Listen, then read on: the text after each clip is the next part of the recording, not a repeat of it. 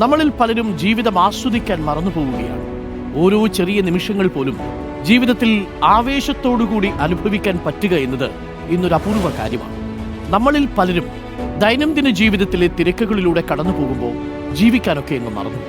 ജീവിതം ഒന്നേ ഉള്ളൂ എന്ന് മനസ്സിലാക്കുക. ഇനി വരാൻ പോകുന്ന മണിക്കൂറുകളിൽ നിങ്ങൾക്ക് വേണ്ടി കുറച്ച് സമയം നിങ്ങൾ മാറ്റിവെക്കുക. ഉത്സാഹത്തോടെയും ലക്ഷ്യബോധത്തോടെയും ജീവിക്കുക. സ്വപ്നം കാണുന്നത് നേടിയെടുക്കണം, ഒരിക്കലും വിട്ടുകളയരുത്. നമ്മുടെ കാഴ്ചപ്പാടുകളെ ഒന്ന് മാറ്റിയാൽ തന്നെ നമ്മുടെ ജീവിതത്തിൽ അത്ഭുതങ്ങൾ സംഭവിക്കും. നല്ല സൗഹൃദങ്ങൾ പങ്കിടുക, കുറേ യാത്രകൾ ചെയ്യുക, കുഞ്ഞു കുഞ്ഞു നിമിഷങ്ങളിൽ ആനന്ദം കണ്ടെത്തുക.